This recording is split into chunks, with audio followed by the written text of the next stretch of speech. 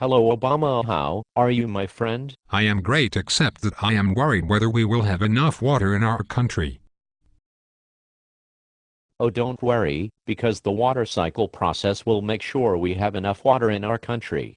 Let me tell you the process of the water cycle. The water in our country is being constantly cycled between the atmosphere, ocean, and land.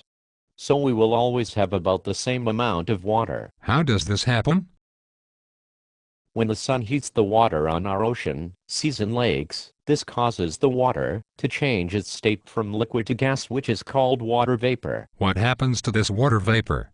The water vapor particles move fast enough to escape from the surface of the ocean and seas and rises upwards in the atmosphere towards the sky. I believe that is called the process of evaporation.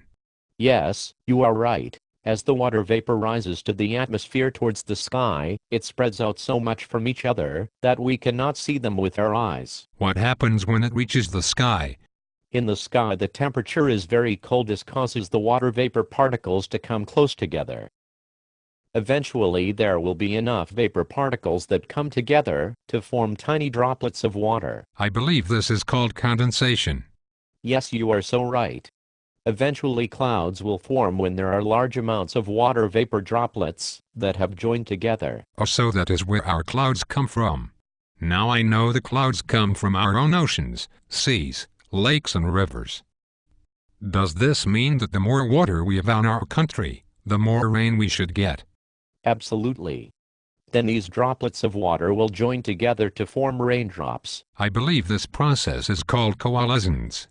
My friend, you are knowledgeable.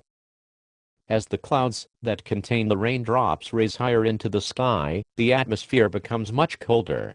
This will cause more and more water vapors to condense and produce raindrops. How does this create rain in our country? The clouds become heavier and heavier with water vapor. It eventually falls from the clouds as rain back to the earth. Sometimes it falls as snow, hail, or sleet when it is cold. I believe this process is called precipitation. The rainwater, snow, and ice then collects into our oceans, seas, lakes and rivers. Some water also goes into the ground, which provides water to the plants and vegetation. So the cycle is now complete when the water comes back to the earth. I am so relieved that because of the water cycle, we should have sufficient water for our country.